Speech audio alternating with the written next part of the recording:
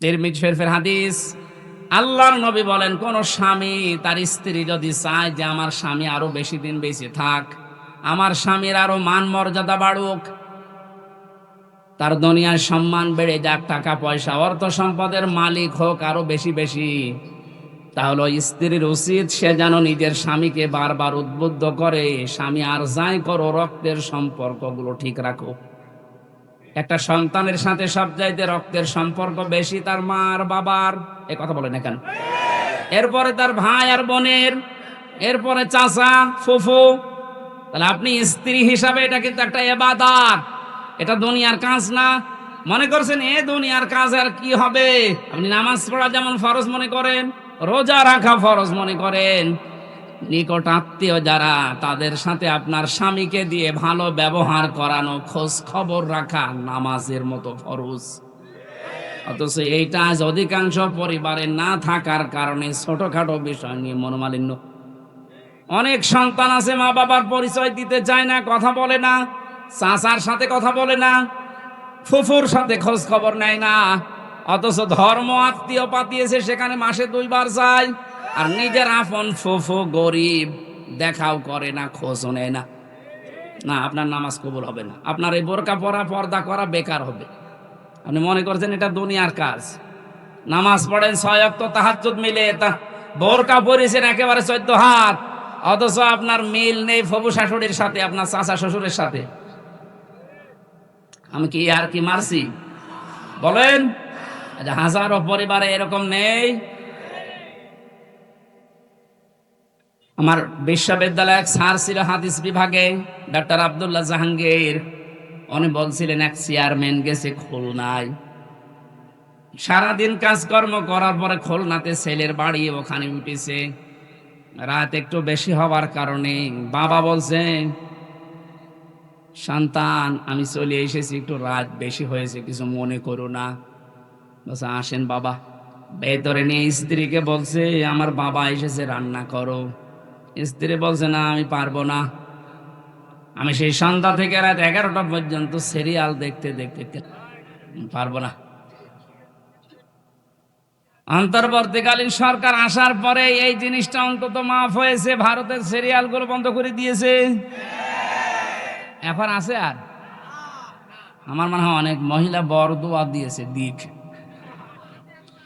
যেই বলেছে পারবো না, ওগুলো আপনার বাবা, আপনি রান্না করে খাওয়ান। চিন্তা করছে এখন যদি মারধর করে, যদি উচ্চবাচ্য করে আমার বাবা আবার জেনে ফেলবে। ঠিক আছে, কিছু না বলে বাবাকে বলছে, আব্বা তুমি কি খেয়ে এসেছো? ছেলের বাড়ি কেউ খেয়ে যায়? ও তো সব কথা শুনে ফেলেছে, লজ্জার খাতিরে বলছে ঠিক আছে খাওয়া লাগবে না, আমি খেয়ে এসেছি। রাত 12:30টায়, মাত্র 1.5 ঘন্টা পরে এসেছে। আর একটা ছেলে এসে কলিং বেল চাপ দিয়েছে, বাইরে যেয়ে দেখে ওর ছোট শালা। বলছে দোলা ভাই চলে আসলাম, আসো তোমার দিয়ে খেলা শুরু হবে। স্ত্রীকে বলছে ওঠো, না তোমার ভাই এসেছে, এবার উঠিস। আমি একটু বাড়িয়ে বলছি না, ভাই এসেছে এবার উঠে রান্না বান্না করলেন। আগের যেটা ছিল ওইটাও যদি এই আচরণ করতেন, আমার মনে হয় কোন সংসারে বাংলাদেশে আলাদা হইতো না। আপনার মনটা এত ছোট কেন? একটু বড় করতে পারেন না? আর শুধু এই ক্ষেত্রে স্ত্রীরই দোষ না, অনেক মা বাবা আছে নিজের মেয়ের ভুল হলে মাফ করে দেয়। আর পুত্রবধূ একটা লোকের মেয়ে, ওর পান থেকে চুন খসলে আগে ছেলের কানে কানে তুলে দেয়। এইটা মা বাবা না, এটা ডাইনি। এ মরণের সময় বেঈমান হয়ে মারা যাবে, এই শ্বশুর শাশুড়ি ঈমান পাবে না। কারণ কষ্ট দিয়েছে মানুষকে। কাকে? যার অধিকার নষ্ট করেছেন, কষ্ট দিয়েছেন, আগে তার কাছে মাফ চাবেন। সে যদি মন থেকে মাফ করে দেয়, এরপরে আল্লাহ মাফ করবে। সুতরাং এরকম শ্বশুর শাশুড়ি এই ডাইনি মার্কা আছে না নেই? কারা আছেন এরকম হাত তোলেন তো। একজন এই লোকটা মরণের সময় ঈমান পাবে না, ও বেঈমান হয়ে মরবে। কারণ ওর দ্বারা ওর পুত্রবধূ, ওর বেটার বউ খুব ঝামেলায় আছে। সাতক্ষীরা বাসী রান্না বান্না যখন কমপ্লিট করেছে, ছেলেটা ডাক দিয়ে বলছে, আব্বা তোমার বৌমা রান্না করেছে, তুমি ওঠো। বাবা কিন্তু সব শুনতে পেয়েছে, ডাক দিয়ে বলছে, সন্তান আমার খাওয়া লাগবে না, তোরা খেয়ে ঘুমিয়ে পড়। সকালবেলা ব্যাগ গুছিয়ে বাপ চলে যাচ্ছে, ছেলের সামনে গিয়ে বলছে, আব্বা চলে যাও মানে? তোমার বৌমা রান্না করছে, খেয়ে যাবা না?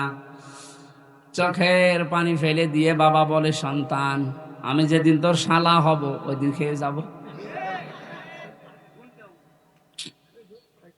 শুধু হাসির খোরাকি না, এটা বাস্তবতা।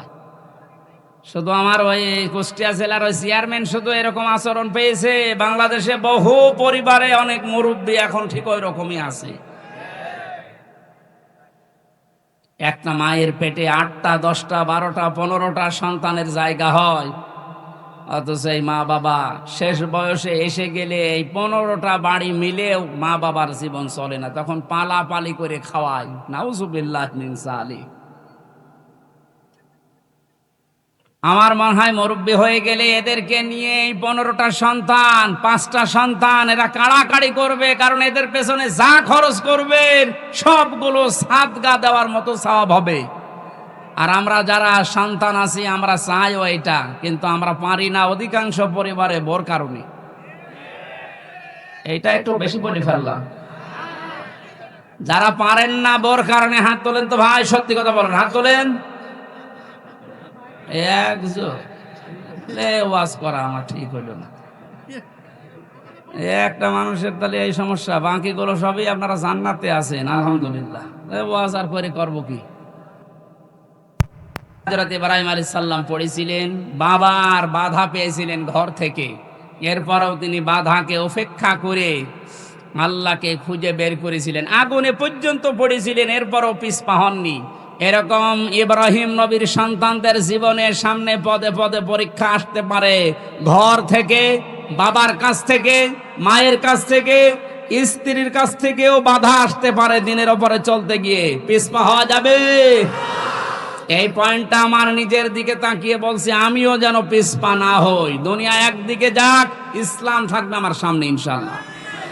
দিন কায়েম করা এটা আমার জীবনের মূল লক্ষ্য এবং আসল কাজ।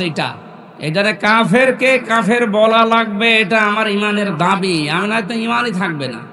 এই কথা বলতে গেলে যদি এখন এই রাম বাম আর এই জালেমদের দোসররা উল্টা করে ওই কাফেরদেরকে বোঝা যে এই দেখো এ তোমাদের দেখতে পারি না, এর নামে মামলা দা, একটা কথা হইল। মামলার আসামি তো 1 নম্বর হওয়া দরকার আল্লাহ। ওই ফতোয়া দিয়েছে তো আল্লাহ, আর ওটা অ্যাডভার্টাইজ করেছে প্রথমে নবীজি, তাহলে 2 নম্বর আসামি। ওনাদের কোনো আসামির তালিকায় নেই, যত নাম সব আমাদের। আমরা সেফে রেখে আমি আপনার মতন জালেম হব? এই জন্যই তো সেফে রাখা যায় না। এই যে পয়েন্ট আকার যে কথাগুলো বললাম, আপনি একটা কথাও খণ্ডন করেন তো? আল্লাহ বলেন, আমি নির্বাচিত করি নির্বাচনের মাধ্যমে লক্ষ কোটি কোটি উম্মতের ভেতরে তোমাদেরকে আমি আল্লাহ নির্বাচিত করেছি। এই শব্দের ব্যাখ্যা যদি মনে হয় যে না নির্বাচন নির্বাচিত এই শব্দগুলো বাংলায় মনে আছে কোরআনে, আপনি সূরা হজের 78 নম্বর আয়াতে যান। ওটা আরবিতে বললে আপনি বোঝেন না বলে তো বাংলা বললাম। এই শব্দকে যারা আজ গোপন করার জন্য রাতের নির্বাচন দিনে করে ফেলেছে, নাকি উল্টে গেছে? দিনের নির্বাচন রাত্রে করেছে। আপনি তো নির্বাচিত না, এই জন্য তো আপনাকে মানুষ দেখতে পারেনি। সবগুলো এমনকি একেবারে আসল জায়গা থেকে মেম্বার পর্যন্ত এখন আর নেই, সব শেষ না, কারণ এরা নির্বাচিত না। আর এই কারণেই এই 17 বছরে সাতক্ষীরার ময়দানে কোরআনের কথাগুলো আলেমদেরকে মুখ খুলে বলতে দেয়নি। এই সাতক্ষীরায় বহুবার এসেছি কিন্তু উঠতে দেয়নি। আজকে আসেন তো, এই যে পাশে কোন থানা যেন, শ্যামনগর, শ্যামনগর না, ওখানে গাবোরা নামে এক ইউনিয়ন আছে, গাবোরা, ওই জায়গায় এসেছিলাম। লেলিন আল্লাহর ওলি আমার এই কথা বলতে দেয়নি। এখন শুনলাম পালিয়েছে। আপনি আজকে আসেন, আজকে আসেন, এই যে এই জায়গায় আসেন, বলেন যে কথা বলতে দেব না, দেখেন আপনার খেলা হবে। কোরআনে কারিম পারমিশন দেবে যে আপনি কথা বলতে পারেন কিনা। যদি কোরআন বলে যে না আপনার কথা বলার যোগ্যতা নেই, আপনি কথা বলবেন না, চুপ করে থাকবেন। সেই আয়াতে আজকে পড়েছি সূরা বাকারার 124 নম্বর আয়াত। কথা কারা বলবে, সামনে কারা থাকবে, এই কথাগুলো আল্লাহ আমাদের কাছে জানাবে। আপনি জেনে তারপরে বাড়ি যাবেন। ইত্তাকি দাওয়াতাল মাজলুম ফাইন্নাহা লাইসা বাইনাহু ওয়া বাইনাল্লাহি হিজাব। মুসলিম শরীফের হাদিস। আল্লাহর নবী বলেন, তোমরা বেঁচে থাকবা, ভয় করবা, সতর্ক থাকবা মজলুমের বরদোয়া থেকে। কারণ মজলুমের বরদোয়া আর আল্লাহর ভেতরে কোনো পর্দা থাকে না। এই জালেমের বিদায়ের জন্য আমার মনে হয় মজলুমের বরদোয়া সবচাইতে বেশি কার্যকারী ভূমিকা পালন করেছে। ছাত্র জনতা এবং সাধারণ যারা জীবন তো দিয়েছে, তাদের জীবনের উপরে, শাহাদতের উপরে এবং মজলুমের বরদোয়ার উপরে আল্লাহ কবুল করে আমাদেরকে স্বাধীন একটা দেশ এখন দিয়েছেন। এখনো আমরা স্বাধীন না, ষড়যন্ত্র এখনো চলছে। কথা বলেন না কেন?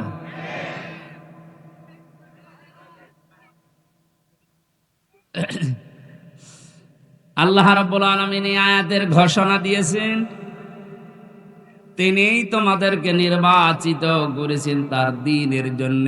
আর দ্বীনের উপরে চলতে গিয়ে, দ্বীনের কথা বলতে গিয়ে যে বাধা বিপত্তিগুলো আসবে, আল্লাহ নিজে ওইগুলো তার পক্ষ থেকে দূর করে দিয়েছেন। মিল্লাতা আবিকুম ইব্রাহিম হুয়া সাম্মাকুমুল মুসলিমিন। তোমাদের জাতির পিতা হযরত ইব্রাহিম আলাইহিস সালাম। কোরআনের আয়াতকে বাদ দিয়ে জোর করে যারা জাতির পিতা দাঁড় করিয়েছিলেন, একটা আওয়াজ দাঁড়িয়ে নেই, সব মিশে গেছে। এমনকি এক্সপ্রেস ওয়ের নাম পর্যন্ত জনগণ এখন পাল্টিয়ে দিয়েছে জাতির পিতা ইব্রাহিম আলাইহিস সালাম এক্সপ্রেস ওয়ে। খাবার পাশ দিয়ে একটা রোড গেছে, ইব্রাহিম খলিলুল্লাহ রোড। বাংলাদেশের বহু ব্রিজের নাম, বহু সেতুর নাম, বহু রোডের নাম এখন আমাদের যিনি আসল জাতির পিতা তার নামে নামকরণ অলরেডি হয়ে গেছে। এই জন্য কোরআনের উপরে মাস্তানি করে কিছু চাপিয়ে দিতে যাবেন না, ওটা টিকবে না। কথা বলেন না কেন? কোরআনে সূরা হজের ভেতরে আল্লাহ মূর্তির বিরুদ্ধে কথা বলেছিলেন যে মিথ্যা কথা থেকে বেঁচে থাকবা আর মূর্তি পূজা থেকে বেঁচে থাকবা। অথচ সেইটা জাতির উপরে মুশরিকদের কথা মতো অনেকেই চাপিয়ে দিয়ে মনে করেছিল অমর হয়ে যাবে। আমার তো এখন মনে হচ্ছে যত টাকা খরচ হয়েছিল এই ভুয়া জাতির পিতার জন্য, সব টাকাগুলো এখন পানিতে ফেলেছে। এগুলো যদি মানুষের জন্য খরচ করতেন, এই মানুষগুলোই এই লোকটার জন্য হয়তো দোয়া করলে আল্লাহ কবুল করলেও করতো। কিন্তু যা করলেন, দোয়া করার মতো রাস্তাও আর তো রাখলেন না, সব নষ্ট করে দিলেন। আমাদের যে নাম মুসলিম, আজ অনেকেই স্লোগান দিচ্ছে তুমি কে আমি কে, বাঙালি বাঙালি, এটা বলা জায়েজ নেই। আমাদের পরিচয় বাঙালি না, আমাদের পরিচয় মুসলিম। কথা বলেন না কেন?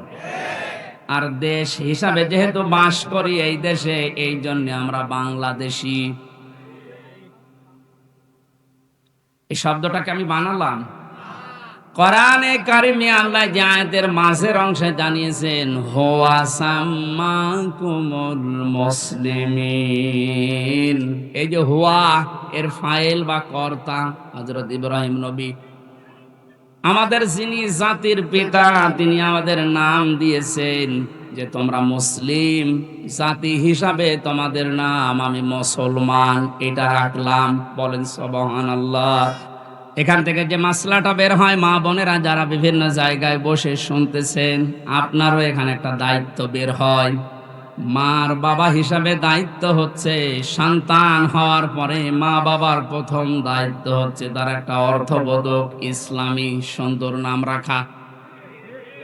যেহেতু আমাদের পিতা হযরত ইব্রাহিম নবী তিনি জাতির পিতা হিসাবে জাতির নাম রেখে দিলেন মুসলিম বা মুসলমান।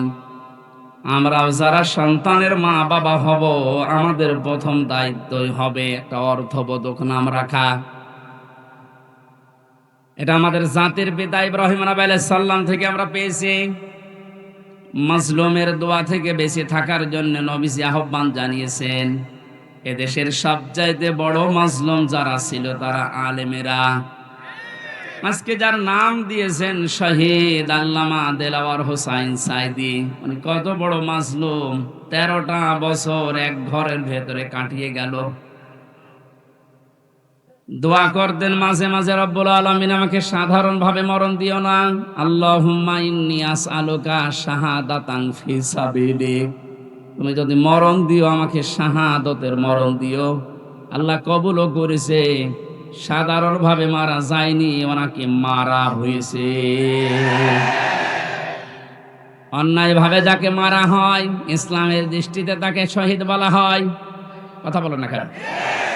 আবু সাইদকে যে অন্যায় ভাবে মারা হয়েছে, এরপরও যারা শহীদ বলতে রাজি ছিলেন না, এখন চাপে পড়ে তারা শহীদ বলছে।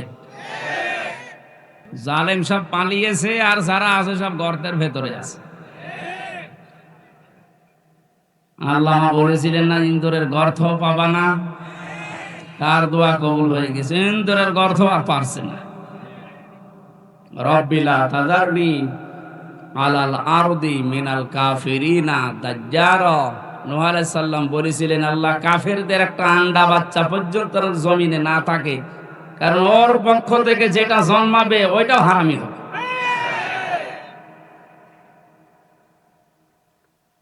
এ বড় মজলুমের দোয়া কবুল হয়ে একবারে গিয়ে দিল্লি পড়েছে। আমার ভাইরা,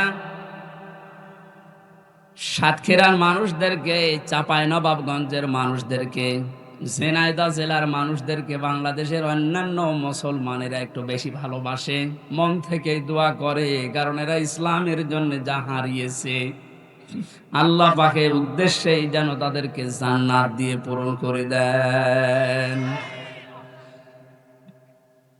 যে আল্লাহ আমাদেরকে কোরআনে কারিমের কিছু কথা শোনার জন্য, আমাদের জাতির পিতা ইব্রাহিম আলাইহিস সালামের জীবনী থেকে হক কথা শোনার জন্য ময়দানে নিয়ে আসলেন। দিনের বেলায় আমাদের কাজ ছিল, সব কাজ বাদ দিয়ে কোরআনের এই ময়দানে যিনি নিয়ে এসেছে, বলেন আলহামদুলিল্লাহ। দরুদ আর সালাম পড়ছি আমাদের নবী মুহাম্মদ রাসূলুল্লাহ সাল্লাল্লাহু আলাইহি ওয়াসাল্লামের প্রতি। আমরা তেলাওয়াত করেছি সূরা বাকারার 124 নম্বর আয়াত। তাফসীর আকারে কথা বলবো, যে দোয়া হবে শহীদদের আত্মার মাগফিরাত কামনা। শহীদদের মাগফিরাত কামনা করার দরকার নেই, কারণ আল্লাহ তাদেরকে নিজে খাওয়াচ্ছে। ওয়ালা তাহসাবান্নাল্লাযীনা কুতিলু ফি সাবিলিল্লাহি আমওয়াতা বাল আহইয়াউন ইনদা রাব্বিহিম ইরযাকুন। সূরা আলে ইমরানের 169 নম্বর আয়াত। আল্লাহ পাক জানিয়েছেন, হে পৃথিবীর মানুষেরা,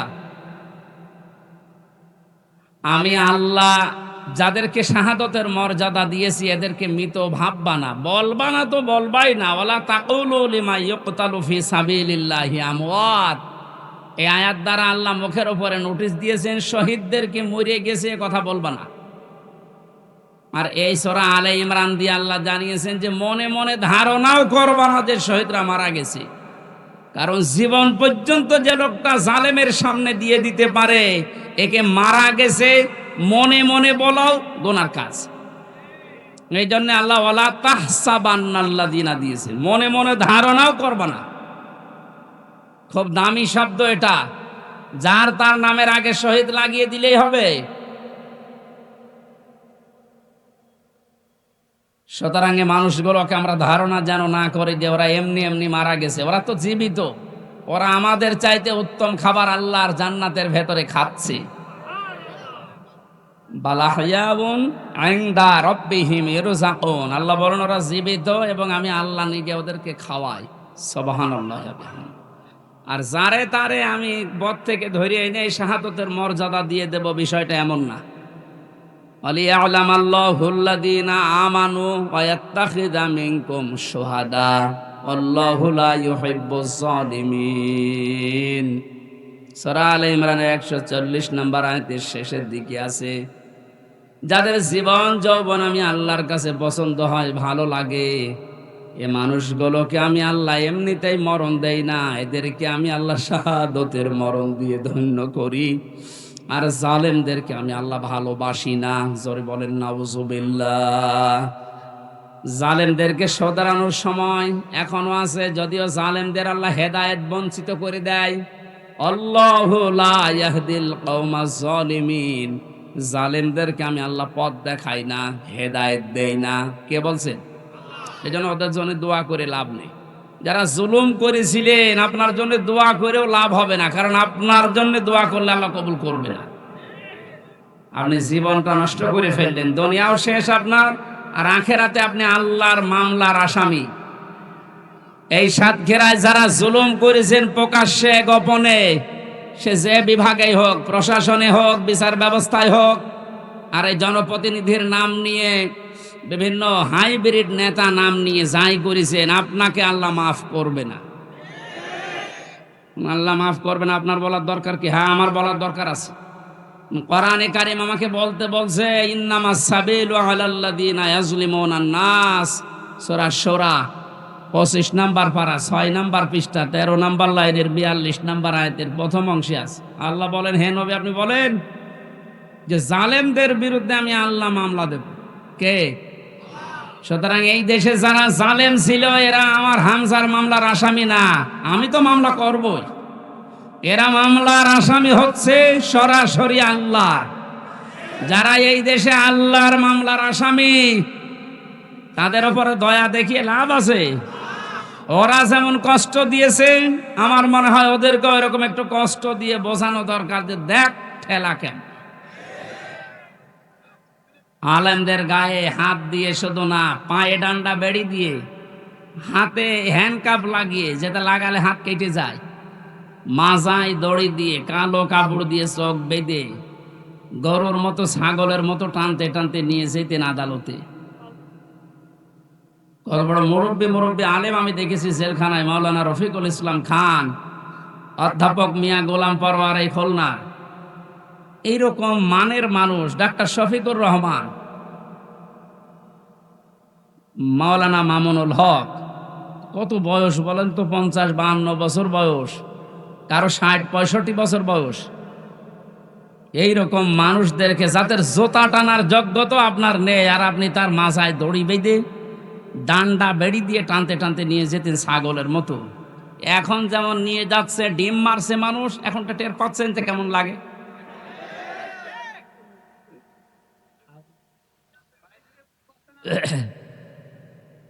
এখন যে শয়তানগুলো রিমান্ডে আছে, কয়েকদিনের পত্রিকা এবং এই যে ভিডিও আসতেছে, রিমান্ডে এখন তো আমাদের মতো কষ্ট এদের দিচ্ছে না। আদালত নাকি বলে দিয়েছে ওইসব দরকার নেই, খালি এমনি জিজ্ঞাসা করবে। শুধু জিজ্ঞাসা করছে তাই নাকি কাঁদছে। আর কিছু শয়তান আছে, কিছু কথা বলেন শুধু হাসতেছে, মানে পাগলের ভয় ধরেছে। রিমান্ডে আমাদের যেভাবে এই হাতের নখ বলছে যে এইগুলো দিয়ে আমরা নখ তুলি, আমার মনে হয় ওদেরকে যদি নখ নাও তোলেন, শুধু দেখান যে এইটাই করি, ও এমনি মরে যাবে। আমার ওই কাছের ঘরের ভেতরে মাটির নিচে যখন ওই যন্ত্রপাতিগুলো বের করে বলছিল যে এই দেখেন এইগুলো দিয়ে আমরা নখ তুলি, বলেন তো সব ওরা আর আমি একা, পৃথিবীর কেউ জানে না, সব থেকে বিচ্ছিন্ন। কেমন লাগে ওই সময়? আর আপনাদের তো তাও আদালত বলেছে না কিছু বলবেন না, শুধু একটু জিজ্ঞাসা করবেন। জিজ্ঞাসা করলে আপনি কাঁদতেছেন।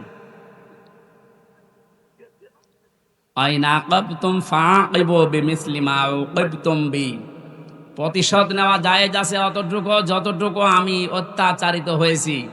ডাক্তার শফিকুর রহমান এর জন্য ঘোষণা দিয়েছেন, যাদের কারণে 17 বছর এই দেশের জনগণের বিভিন্ন সাইডে, দিক এবং বিভাগে অত্যাচারিত, জুলুম, নির্যাতন, মিথ্যা মামলা, ঘরে থাকতে পারে না, চাকরি বাকরি দেয়নি, এবং মিথ্যা মামলা দিয়ে শুধু শেষ করেনি, মিথ্যা সাক্ষী সাজিয়েছে। শুধু মিথ্যা সাক্ষী দিয়ে শেষ করে দিলে হতো, বা সাজা লাগিয়ে কাউকে ফাঁসি দিয়েছে, কারো যাবজ্জীবন দিয়েছে। এইগুলো তো তারা জীবনেও মাফ করবে না, কারণ যে ক্ষতি আপনি তার করে দিলেন, তার পরিবারের, এখন এই দেখে দেখে সব আইনের আওতায় এনে আপনাদের ঠিক এইভাবেই বিচার করা হবে, আপনাদের বানানো আইন। কথা বলেন না কেন? যে আইন বানিয়ে রেখে গিয়েছিলেন, এখন আপনি মরবেন ঠিক ওই আইনে। আয়না ঘর আপনি বানিয়েছেন। আয়না মানে চারিদিকে আয়না দেওয়া না, কোনো আয়না নেই। ওই জায়গায় এখন আপনাকে 10 দিন রাখি, আপনি দেখেন যে মানবতার সাথে কি ঠাট্টা আপনি করেছিলেন। এরপরও টিভির সামনে এসে সাংবাদিকদের সাথে এসে আপনার বলতে লজ্জা করে না যে কেন জনগণ খেপে যাচ্ছে? আমি তো বুঝতে পারছি না। বুঝতে পারছেন না? এদিকে আসেন, আপনাকে বোঝাচ্ছি, জোরে কোদাল দিয়ে বোঝাচ্ছি। যা করেছেন আল্লাহর আরশ কেঁপে গেছে। এই জন্য আমাদের যিনি জাতির পিতা হযরত ইব্রাহিম আলাইহিস সালাম, তাকে আল্লাহ যে পরীক্ষাগুলো করেছিলেন জীবনে, ফিরি ফিরি জাতির পিতা তিনি হননি। 50টা পরীক্ষা দিয়েছিলেন। কয়টা? আল্লাহ পাক আমাদেরকে শোনাচ্ছেন আমরা যেন এরকম বাবার সন্তান হিসাবে গর্ববোধ করে। এদেশে আজও যারা এই কথা বলে, আমার কুষ্টিয়ায় ওই সময় যখন ছিলাম, ওই সময় যিনি এসপি ছিল, ওর নাম নিতেও আমার ঘৃণা হয়। এই কোলাঙ্গা, ও আমার নিজের অফিসে ডাক দিয়ে বলছে, হ্যাঁ আপনি জাতির পিতা, ওনাকে মানেন না? ইব্রাহিম আলাইহিস সালামের কথা বলেন। কি গো, আমি বলি এ তো কোরআন বলিস। বলছে না, ওইটা বলা যাবে না। এই দেশ স্বাধীন করার জন্য জাতির পিতা যা করেছে ওনাকে ভোলা যাবে না। ভোলার দরকার নেই, ওনার কর্মকাণ্ড তুলে ধরেন। কিন্তু জাতির পিতা এই শব্দটা আল্লাহ নিজে কোরআনে জানিয়েছেন, মিল্লাতা আবিকুম। শুধু তোর একা না, কম বহু বচন, তোদের সবার জন্য যারা দাবি করে যে আমি মুসলিম, তাদের জন্য জাতির পিতা হিসাবে ঘোষণা দিলাম একজনের নাম, তার নাম ইব্রাহিম। তার নাম কি? তিনি কি এমনি এমনি হয়েছিলেন? এবার আসেন আল্লাহ কি জানাচ্ছেন, ওয়া ইয বাতালা ইব্রাহিম রাব্বুহু বিকালিমাতিন ফাআতাম্মাহুন্না। আল্লাহ পাক বলেন, আমার নবী ইব্রাহিমকে আমি আল্লাহ পদে পদে পরীক্ষা করেছিলাম, আর প্রতিটি পরীক্ষায় তিনি উত্তীর্ণ হয়েছিলেন।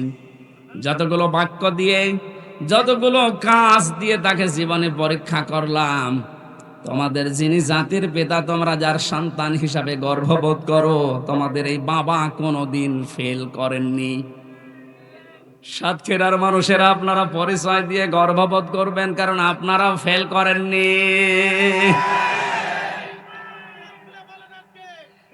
বাংলাদেশের বহু জেলার লোকেরা ফেল করে গেছে, বিশেষ করে গোপালগঞ্জের ফেল হয়ে গেছে।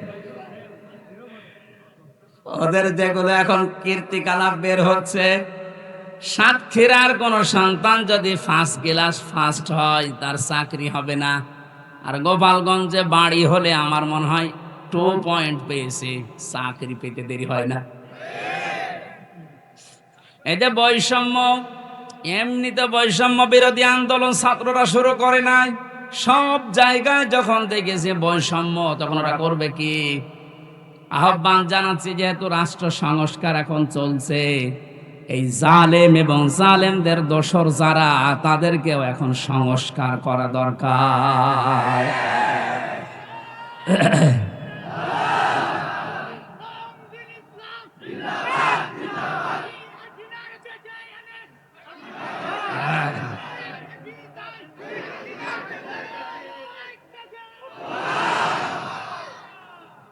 সাতক্ষীরাবাসী 50টা পরীক্ষার ভেতরে আমি পেয়েছি ঈমান সম্পর্কে পড়া। কোরআনে আল্লাহ জানিয়েছেন, তোমাদের পিতাকে 10টা পরীক্ষা করেছিলাম। ঈমান সম্পর্কে 10টা পরীক্ষায় তিনি প্রতিটিতে উত্তীর্ণ হয়েছিলেন। তিনিও সর্বপ্রথম ঈমান আনার জন্য খুঁজছিলেন যে কাকে বিশ্বাস করা যায়, কাকে বিশ্বাস করা যায়। আকাশের তারকা দেখার পরে মনে করলেন, এইটাই আমার খোদা, এইটাই আমার রব। যখন ওইটা মিটে যায়, লিভে যায়, দূর হয়ে যায়, তখন তিনি বলেছিলেন, না, যেটা দূর হয়ে যায়, ডুবে যায়, এটা অস্তমিত হয়ে যায়, ওইটা আমার মালিক হতে পারে না। তিনি খোঁজ করলেন, রাতের বেলা চাঁদ দেখলেন, মনে করলেন এটা আর একটু বড় আছে, এটা আমার আসল রব। সকালবেলা যখন দেখলেন না ওইটাও আর নেই, মিলিয়ে গেছে, বললেন না যেটা ডুবে যায় এইটা আমার মালিক হতে পারে না। কোরআনে কারিমে আল্লাহ সূরা আনআমের ভেতরে এগুলো আমাদেরকে শোনাচ্ছেন শিক্ষা নেওয়ার জন্য। এখানে একটা শিক্ষা বের হবে, ভালো করে তাকা। দ্বিতীয় নম্বরে, সকালবেলা যখন সূর্য দিগন্তে দেখলেন যে পূর্ব দিগন্তে সূর্য উঠেছে, আস্তে আস্তে যখন বড় হতে লাগে, প্রখর রোদ যখন হয়, তখন বললেন এইটা আমার রব হবে, এইটাই আমার খোদা হবে। সন্ধ্যাবেলা যখন ওইটা পশ্চিম আকাশে মিলিয়ে যায়, বললেন না যেটা অস্তমিত হয়, ডুবে যায়, ওইটা আমার মালিক হতে পারে না। জাতিকে তিনি জানালেন ইন্নী ওয়াজ্জাহাতু ওয়াজহিয়া লিল্লাযী ফাতারাস সামাওয়াতি ওয়াল আরদা হানিফাও ওয়া মা আনা মিনাল মুশরিকিন। সূরা আনআমের ৭৯ নম্বর আয়াত। হযরতে ইব্রাহিম নবী জাতিকে ডাক দিয়ে বললেন, হে আমার জাতির লোকেরা, এতদিন পর্যন্ত যাদেরকে খোঁজ করে পেয়েছিলাম একটাও স্থায়ী না, সব অস্থায়ী, সব অস্তমিত হয়ে গেছে, ডুবে গেছে। আমি আমার এই চেহারাকে ঘুরিয়ে দিলাম ওই আল্লাহর দিকে, যিনি আসমান আর জমিনের উদ্ভাবক, যিনি বানিয়েছেন এটা। হানিফা, আমি একনিষ্ঠভাবে ঘুরলাম আল্লাহর দিকে। আমান আমিনাল মুশরিকিন, আর আমি মুশরিকদের অন্তর্ভুক্ত না। আমাদের জাতির পিতা তিনি শিরিক থেকে মুক্ত হয়ে ঘোষণা দিলেন যে আমি মুশরিক না, অথচ এই দেশে কত অবৈধ সন্তানেরা বিভিন্ন মুশরিকদেরকে খুশি করার জন্য জাতিকে প্রকাশ্য শিরিক করিয়েছে, মুশরিক বানিয়েছে। বিভিন্ন স্কুল কলেজে আমি দেখেছি, ভিডিও দেখেছিলাম, একটা মূর্তি সামনে নিয়ে, ছবি সামনে নিয়ে ছেলেমেয়েরা যে মাথা নিচু করে সম্মান জানাচ্ছে, অথচ আল্লাহর নবী জানিয়েছেন লা ইয়াদখুলুল জান্নাতা লা তাদখুলুল মালাইকা বাইতান ফিহি কালবুন আও তাসবির। ওই ঘরের ভেতরে রহমতের ফেরেশতা প্রবেশ করে না যেখানে মানুষের ফটো থাকে আর কুকুর থাকে। অথচ প্রত্যেকটা অফিস, আদালত, বাড়ি, দোকানঘাট, সব জায়গায় এই শিরকটা চালু করার জন্য উঠে পড়ে লেগেছিল। আল্লাহ এমন ভাবে বিদায় দিয়েছে জিল্লতির সাথে। আজকে আসার সময় দেখলাম বাবার মুখ দেখা যাচ্ছে না। আমাদের পিতা যদি শিরিক থেকে মুক্ত হওয়ার জন্য ঘোষণা দিতে পারে, ও সাতক্ষীরাবাসী জীবনে আজকে ঘোষণা দেবেন, আর যাই করি আমি শিরিক করব না। জীবন চলে যাক, নবীজি জানিয়েছেন আমার উম্মতেরা, তোমাকে যদি জবাই করা হয়, আগুনের ভেতরে পুড়িয়ে ফেলা হয়, এরপরও কোনোদিন শিরিক করবা না। কি এখানে কি সাপ? সাপ ধরে এই যে এখানে ফেলে দেন, সাহস আছে যার তারা ধরতে বলেন। ও ধোড়া সাপ আর কি, ওর রওশনের সাদের মতো, আর জীবন যৌবন সব শেষ। সাহস যার আছে তারে বলেন যে মাথা চেপে ধরে এদিকে ফেলে দিতে দেন। কি হলো, আপনি কি ওটা হাতে করে বসে আছেন?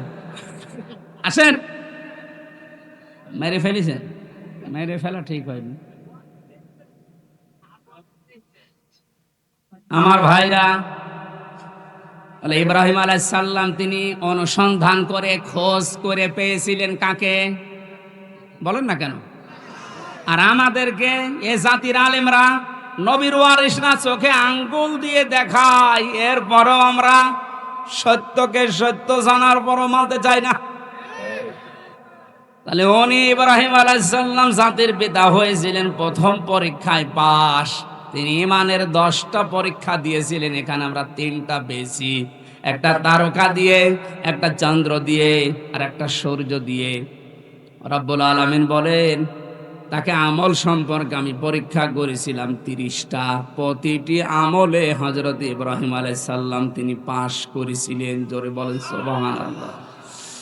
হযরত ইব্রাহিম আলাইহিস সালাম যে 30টা পরীক্ষা দিলেন আমলের, এটা সূরা তাওবার ভেতরে পেয়েছি 112 নম্বর আয়াতে 10টা, সূরা মুমিনুনের 1 থেকে 10 নম্বর আয়াত পর্যন্ত 10টা, সূরা আহজাবের 35 নম্বর আয়াতে 10টা।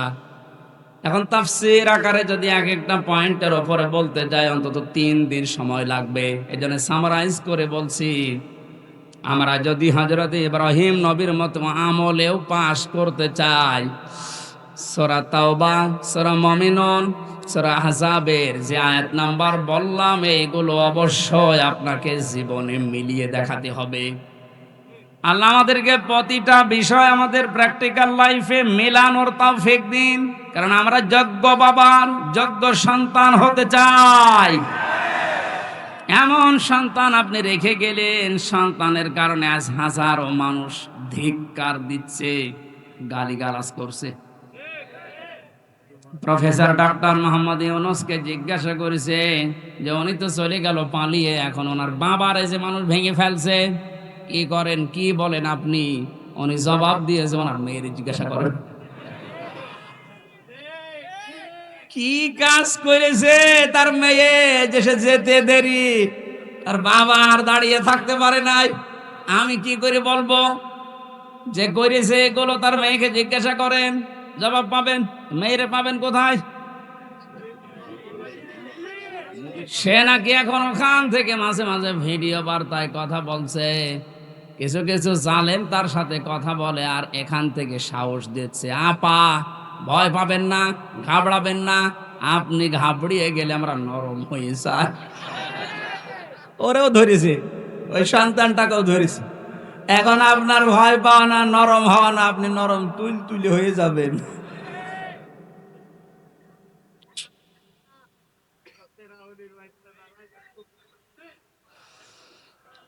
এরপরে পেয়েছি ফিতরাত বা স্বভাব সম্পর্কে তিনি 10টা পরীক্ষা করেছিলেন। এটা মারেফুল কোরআন, তাফসিরে হাক্কানি, এগুলোতে পাবেন। আমি একটা একটা করে এবার তাফসির আকারে পয়েন্ট আকারে বের করছি। হযরত ইব্রাহিম আলাইহিস সালামকে তিনি পরীক্ষা করেছিলেন, এটা আম্বিয়ার ভেতরে আছে 51 থেকে 59 নাম্বার আয়াত পর্যন্ত। জীবন চলে যাক, আপনি মারা যান, আর যাই হোক না কেন জীবনে যেন কোনোদিন শিরিক করবেন না। মা বোনদের ভেতরে এটা অনেক বেশি। আল্লাহ যেটা পারে ওইটা অন্য কেউ পারে, এই কথা বিশ্বাস করার নাম হচ্ছে শিরিক। এক কথায় উত্তর দিয়ে দিলাম, আল্লাহ যেটা পারে ওইটা অন্য কেউ পারে, এই কথা বিশ্বাস করার নাম কি? আপনার আমল, নামাজ, রোজা একটু কম হোক, আল্লাহ মাফ করবে, কিন্তু শিরিক করলে কোনো মাফ নেই। কথা বুঝতেছেন? আপনারা 5 ওয়াক্তের জায়গায় 15 ওয়াক্ত নামাজ পড়া লাগবে না, সারা দিন আপনারা সারা রাত রোজা রেখে কাটাও লাগবে না, এরকম না। আপনি আমল একটু কম হোক, কিন্তু শিরিক যেন না হয়। এই জন্য উনি ঘোষণায় দিয়েছিলেন, ওমা আনা মিনাল মুশরিকিন, আমি মুশরিক না, আর যাই হোক আমি কি না। আর এমন একটা জায়গায় আমরা পৌঁছিয়ে যাচ্ছিলাম যে আমরা বলতে বাধ্য হচ্ছিলাম যে আমি দাদা। কথা বলেন না কেন? কি একটা মারাত্মক অপরাধ থেকে আল্লাহ আমাদেরকে বাঁচিয়ে দিয়েছেন। কিয়ামতের ময়দানে সবচাইতে বড় কঠোর আযাব দেবেন আল্লাহ মুশরিকদেরকে। আকাদিমনা ইলা মা আমিলু মিন আমালিন ফাজআলনাহু হাবাআম মানসুরা। সূরা ফুরকানের ভেতরে আছে, আল্লাহ বলেন কিয়ামতে যখন আমলনামার সামনে আসবে, যদি শিরিক কিছু পাই, ওটা ধুলি কণার মতো ওর মুখের উপরে নিক্ষেপ করে বলবো তোর কোনো বিচার নেই। জোরে বলেন নাউজুবিল্লাহ। সাতক্ষীরাবাসী আমি জানি, এই সমস্ত জেলাতে ইসলামী আন্দোলন একামতে দিনের সৈনিকরা, মা বোনেরা বেশি। আপনাদের আর যাই হোক শিরিক করবেন না, আপনাদের যতটুকু আছে আল্লাহ জান্নাত দেবে আমি আশা করি, কিন্তু শিরিক থাকলে সমস্যা। কিয়ামতে আল্লাহ একটা প্রাচীর বানিয়ে রাখবেন আরাফ, ওখানে কিছু মানুষকে নারী পুরুষ দাঁড়িয়ে থাকবে, এই জান্নাতেও যাবে না, জাহান্নামেও যাবে না। সাহাবী প্রশ্ন করলেন, হে নবী ওরা জান্নাতে যাবে না কেন? বিশ্ব নবী বলেন, সাহাবীরা, এই মানুষগুলো দুনিয়াতে মা বাবার সাথে খারাপ আচরণ করেছিল, এই কারণে আল্লাহ তাদেরকে জান্নাত দিচ্ছে না। যারা এখানে আছেন হাতে পায়ে ধরে বলছে আমল কম হোক, আখলিস দীনাকা ইয়াকফিকাল আমালুল কলিল। তোর ইমানটা খাঁটি করবে, নির্ভেজাল করবে, শিরিক মুক্ত করবি, আমল কম হলো আল্লাহ তোরে জান্নাতে দিয়ে দেবে। মা বাবার সাথে আজ আমরা অনেকেই খারাপ আচরণ করতে বাধ্য হচ্ছে। এর পেছনে যারা কল কাটি নাড়ায় তারা অধিকাংশ পরিবারে খোঁজ খবর নিয়ে দেখলে দেখা যায় তার স্ত্রী দায়ী। এ কথা বলে না কেন? একটা মা হওয়ার জন্য যে কষ্টটা সহ্য করেছে আপনার আমার আর মা, এই পৃথিবীতে আমার মুখটা দেখার জন্য বিজ্ঞান এখন প্রমাণ করছে 57 ইউনিট কষ্ট সহ্য করা লাগে একটা সন্তানকে দুনিয়ায় আনতে মায়ের।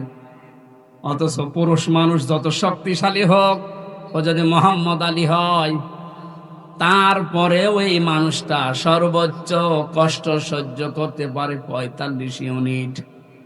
এর উপরে কষ্ট সহ্য দিলে ও মারা যাবে। একটা মা দুনিয়ায় আমার মুখ দেখতে গিয়ে 57 ইউনিট কষ্ট সহ্য করে তারপরে আমি দুনিয়ায় এসেছি। এই জন্য আল্লাহ আরাফ নামক প্রাচীর দিয়েছে, এদেরকে জান্নাতে দেখছেন। এই প্রথম কারণ।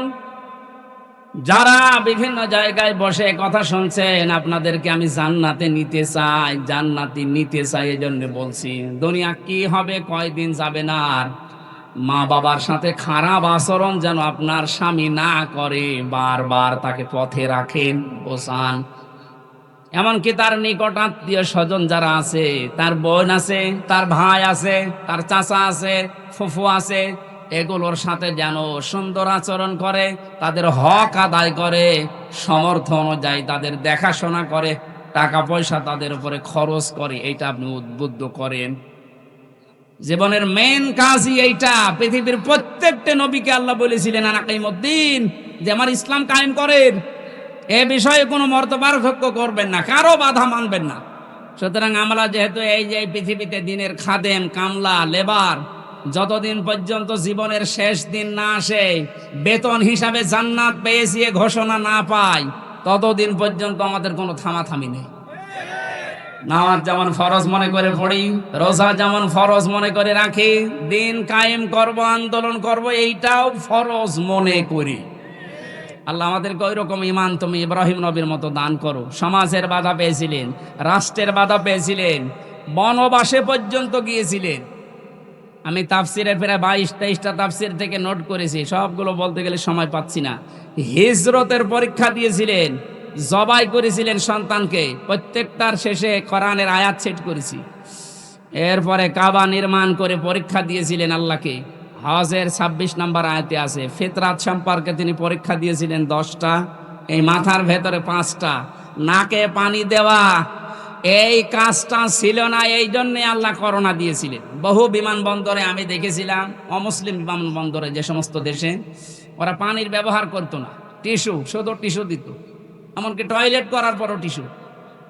আল্লাহ এমন সিস্টেম করে দিয়েছে, নাকে পানি দিবি না, প্রতিদিন নাকে পানি অন্তত 5 বার করে দে। করোনা নামে যে রোগ, এটা আস্তে আস্তে দূর হয়ে যাবে। এটা আল্লাহ দিয়েছিলেন মনে হয় এই ইব্রাহিম নবীর এই ফিতরাতের প্রথম যে কাজটা ছিল, নাকে পানি দেওয়া। কত রকমের জার্ম দিনের ভেতরে আপনার নাক দিয়ে যায়, যত পরিষ্কার থাকবে তত রোগ থেকে আল্লাহ আপনাকে বাঁচাবে। এটা বিজ্ঞানসম্মত। 2 নম্বরে প্রতিদিন অন্তত কারণে অকারণে কুলি করবে। মুখের ভেতরে যে সমস্ত জার্মগুলো আছে, কুলি করার দ্বারা আল্লাহ দূর করে দেয়। আমাদের জাতির পিতা ইব্রাহিম থেকে এগুলো পাওয়া। 3 নম্বরে তিনি মেসাক করতেন। হয় মেসাক করবেন কোনো ডাল, কাঁচা ডাল দিয়ে, তাহলে দাঁত ভালো থাকবে। যদি এরকম ব্যবস্থা না হয়, বিরাস ব্যবহার করতে পারেন। 4 নম্বরে তিনি গোঁফ দাড়ি কাটতেন, কিন্তু মুষ্টির ওপরে। প্রত্যেকটি নবীর দাড়ি ছিল 1 মুষ্টির নিচে। এরপরে ওনারা দাড়ি কাটা জায়েজ আছে, কিন্তু এর উপরে দাড়ি কাটা জায়েজ নেই। মোষকে বড় রাখা যাবে না, যদি ছোট ছোট করে রাখতে পারেন জায়েজ আছে। একেবারে রবীন্দ্রনাথ ঠাকুরের মতো রাখলে দই খেতে পারবেন না। এরপরে তেল ব্যবহার করতেন প্রত্যেকটি নবী। আমাদের জাতির পিতা ইনি শিখিয়েছেন তেল ব্যবহার করা। এখন তো ফ্যাশন হয়ে গেছে, মেয়েরা পর্যন্ত এখন আর মাথায় তেল দিতে চায় না, শুধু শ্যাম্পু দেওয়ার পরে চুল ফুলিয়ে থাকতে চায় কন্ডিশনার দিয়ে। না, মেয়েদের চুল হচ্ছে শুধুমাত্র স্বামীর জন্যে, এই মাসলাটা মনে রাখবেন। স্বামী বাদে মেয়েদের চুল তার বাবাকে দেখানো জায়েজ নেই, শুধু হালকা জায়েজ আছে দুলা ভাইকে দেখানো। এরপরে খাতনা করা, ছেলেরা যারা আছে খাতনা করা দরকার, যারা করেননি দিয়ে দেবেন, এটা অনেক রোগ থেকে বাঁচাবে। নাভির নিচের লোম পরিষ্কার করা, ঢেলা কলুপ ব্যবহার করা, নখ কাটা 7 দিনে একবার, এরপরে বগলের লোম পরিষ্কার করা। এই 10টা ইব্রাহিম নবীর ফিতরাত বা স্বভাব ছিল। আমাদের জাতির পিতা আমাদেরকে যা দিলেন, আগামীতে কোনো জায়গায় নিয়ে আসলে রাতের বেলা মাহফিল দেবেন, দিনের বেলা আসলে কথা তোলা যায় না। আমি তাফসীর আকারে কথা বলবো, আর গলা ব্যথা করছে, রাত্রে আবার মাগরিবের পরে আছে, যেহেতু শেষ করে দিলাম। আল্লাহুম্মা আমিন।